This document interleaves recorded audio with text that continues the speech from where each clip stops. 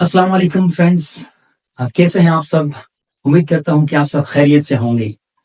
Friends, आज हम देखते हैं इंट्रोडक्शंस ऑफ इंग्लिश और थोड़ा सा इसका हम बैकग्राउंड देखते हैं कि ये ज़बान कब, कैसे और किस तरह हमारे पास अराइज हुई है। और इसके बाद हम देखेंगे कि इसके ओल्ड नेम क्या है और कब से ये ज़बान चल रही है। और इसके अलावा हम लास्ट में देखेंगे कि इंग्लिश की फुल फॉर्म क्या होती है।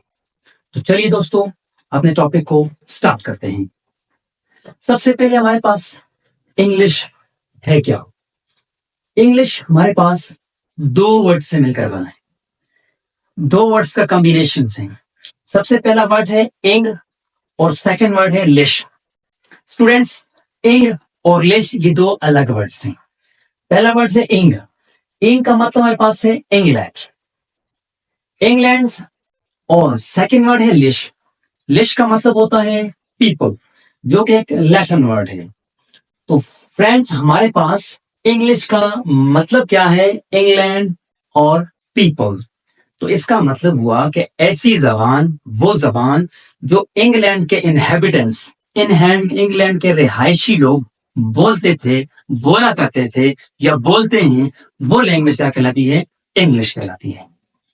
अब हमारे पास आते हैं इसके ओरिजिन की तरफ कि किस तरह इंग्लिश का ओरिजिन हुआ। तो फ्रेंड्स, ये आज की जबान नहीं है, 2 दिन पहले की जबान नहीं है, ये बहुत ही पुरानी जबान है। 5th and 6th सेंचुरी की बात है, यानी 5वीं और 6ठी सेंचुरी की बात है। इस दौरान हमारे पास 2 कौमें आबाद थी। कौन कौन सी कौमें? एंग्लोज एंड सैक्सन। ये 2 कौमों के नाम हैं, एंग्लोज एंड सैक्सन।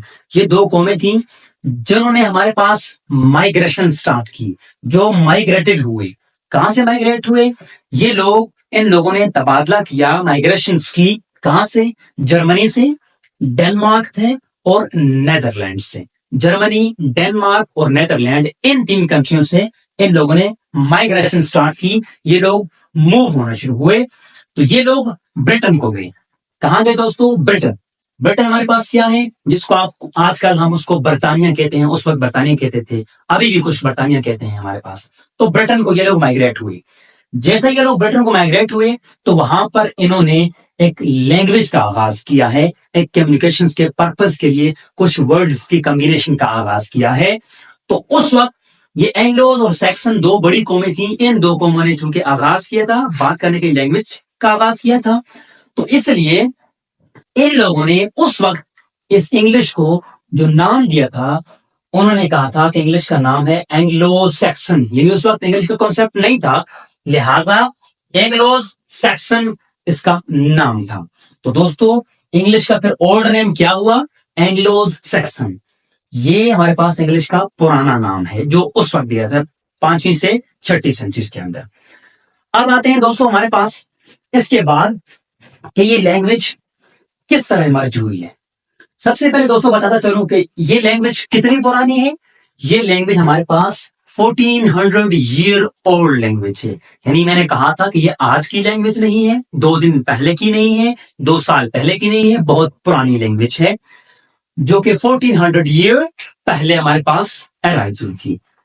इसके बाद हमारे पास किस तरह ये अराइज हुई है? सबसे पहले जब वो लोग, कौन कौन से लोग? वो जो एंग्लोज और सैक्सन कौमों के लोग थे, उन लोगों ने हमारे पास आके माइग्रेशन की और आबाद हुए ब्रिटेन में। तो कम्युनिकेशन की इमरजेंस के लिए उन्होंने कोई साउंड्स का सिस्टम आगाज किया। जाहिर बात है, बात करने के लिए कोई मीडियम होना लाजमी है, तो इन लोगों ने साउंड की इमरजेंस शुरू की है, साउंड का आगाज शुरू किया ताकि बात एक दूसरे तक पहुंचाई जाए। अब कैसे, जरा इसको एनालाइज करते हैं दोस्तों। टू इलस्ट्रेट दिस, कैसे किया है? जैसे फॉर एग्जाम्पल, अगर उस वक्त जब किसी बंदे को हमारे पास उसकी थोड़ी सी कंडीशन जरा चेंज होती थी, जरा से उसके हमारे पास ख्यालात, इमोशन जरा डिस्टर्ब होते थे, चेंज होते थे, वो कहता था उफ। तो उन्होंने कहा कि आज के बाद जिसकी भी जरा सी भी कंडीशन चेंज होगी, इमोशन में थोड़ा डिफरेंस आएगा, वो कहेगा उफ। ठीक है। सिमिलरली इलाज कैसे हुआ? जैसे इलाज का मतलब यह होता है कि जब हम इंसान से कोई चीज खो जाती है, गुम हो जाती है, तो जब किसी बंदे से कोई चीज गुम होती थी वो कहता है लॉस। तो उन्होंने कहा कि आज के बाद जब भी किसी से कोई चीज गुम होगी तो वो उसके ऊपर गम का इजहार करने के लिए एलॉस कहेगा। सिमिलरली जब किसी बंदे का कोई पेन वगैरह होता था वो कहता था ओह। ठीक है, तो ये उन्होंने कहा कि आज के बाद जब भी किसी को पेन होगा वो क्या कहेगा, ओह का वर्ड कहेगा। सिमिलरली हमारे पास जब हमारे पास किसी बंदे को खुशी होती थी वो कहता था वाओ।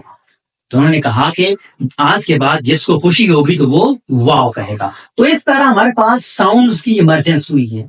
ठीक है, साउंड्स का आगाज हुआ है और साउंड से फिर कम्युनिकेशन का एक मीडियम डेवलप हो गया और आहिस्ता आहिस्ता इससे लैंग्वेज डेवलप होना शुरू हुई। अब दोस्तों हमारे पास सब इसके बाद एडिशन ऑफ वर्ड्स, यानी जब ये लैंग्वेज थी तो इसमें कुछ वर्ड्स की एडिशन हुई। ठीक है, अब इन वर्ड्स की एडिशन से पहले हमारे पास जो एंग्लो और सैक्सन लोग आबाद थे उन्होंने कहा था कि इसका नाम, लैंग्वेज का नाम क्या है, एंग्लो सैक्सन है। अपने नाम का नाम लगाना है एंग्लो सैक्सन। जब हमारे पास एडिशन ऑफ वर्ड्स शुरू हुई और ये एडिशन ऑफ वर्ड्स हमारे पास 15th सेंचुरी में शुरू हुई। कब शुरू हुई? 15th सेंचुरी में। कौन कौन से वर्ड की एडिशन हुई है? लैटिन की, जर्मन की और ग्रीक वर्ड्स की।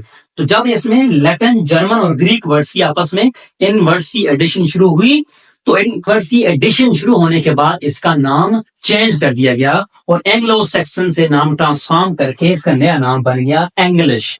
ANGLISH, एंग्लिश। अब हमारे पास हमने क्या कहा कि वर्ड्स की एडिशन हुई थी 15th सेंचुरी में। 15th सेंचुरी में जब वर्ड्स की एडिशन शुरू हुई, लैटिन, जर्मन और ग्रीक वर्ड्स आए तो हमारे पास का नया नाम रखा था इंग्लिश। एक बात आप लोगों को बताना चाहूँ दोस्तों कि इंग्लिश दुनिया की वो वाहिद लैंग्वेज है जिसके पास अपना कोई वर्ड्स भी नहीं है।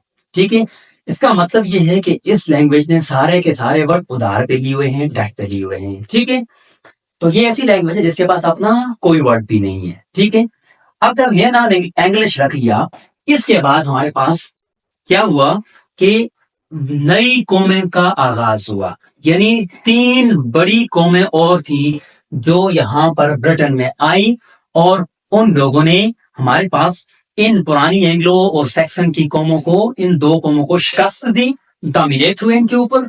और उसके बाद इन्होंने क्या किया कि एक अपनी तरफ से आए और अपने नाम से इस नाम को चेंज करके अपना नाम के साथ इसका नाम रखा। तो 3 बड़ी कौमें कौन आई? कौन सी कौमें थी? सबसे पहले इरिश, स्कॉटिश एंड हेल्स।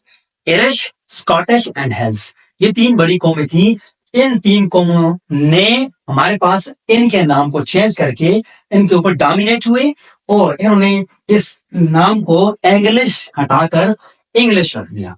क्यों रखा था?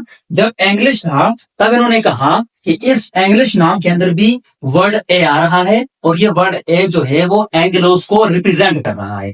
तो उन्होंने कहा कि हम उनको कंप्लीटली ऊपर डिमोलिश करने के लिए, उनके नाम को खत्म करने के लिए हम एक अपने नाम के साथ इस लैंग्वेज के नाम का आगाज करते हैं। तो फिर जब ये लोग डोमिनेट हुए तो इन लोगों ने इसके नाम को चेंज करके इंग्लिश कर दिया। अब दोस्तों इंग्लिश का जो है वो फर्स्ट लेटर भी ई है जो कि इनके नाम को रिलेट नहीं करता। तो सबसे पुराना नाम क्या था? Anglo Saxon. उसके बाद का नाम क्या था? एंग्लिश। और जो न्यू नेम है वो क्या है? इंग्लिश है, जो अभी तक क्या है? कंटिन्यू है। तो दोस्तों लास्ट में हम देखेंगे, मैंने कहा था कि हम देखते हैं कि इस इंग्लिश जो कि हमने नया नाम रखा था इसकी फुल फॉर्म क्या होती है। तो दोस्तों सबसे पहले हमारे पास इंग्लिश की फुल फॉर्म क्या है? ई से मतलब क्या है? इंग्लैंड। एन मतलब क्या है? नेटिव। जी मतलब क्या है? जर्नल। L mean language. और यहां पर हमारे पास कंजंक्शन फार होता है बताने के लिए। Irish, Scottish and Welsh. मतलब क्या हुआ कि यहाँ पर जो इरिश, स्कॉटिश और हेल्स ये 3 बड़ी कौमें जो आई थी, इन कौमों ने अपने नाम से इसका नाम रखा। तो अब इंग्लिश का जो न्यू नाम क्या है? वो है इंग्लिश, जो किसको बता रहा है? England, native, general, language, for, Irish, Scottish and Welsh people. तो ये वो लोग थे। अब ये 3 कौमें हैं, इन 3 कौमों ने अपने नाम से नाम रखा और एक नई जबान का इमरजेंस लाए। दोस्तों ये था हमारा आज का टॉपिक जो कि हमने इंग्लिश का इंट्रोडक्शन किया है और उसका ओरिजिन देखा है और इसके नेम्स वगैरह देखे हैं और हमने लास्ट में इसकी फुल फॉर्म्स देखी है। दोस्तों वीडियो अच्छी लगी तो सब्सक्राइब करें, लाइक करें और शेयर करें। मिलते हैं नेक्स्ट टाइम, तब तक के लिए अल्लाह हाफिज।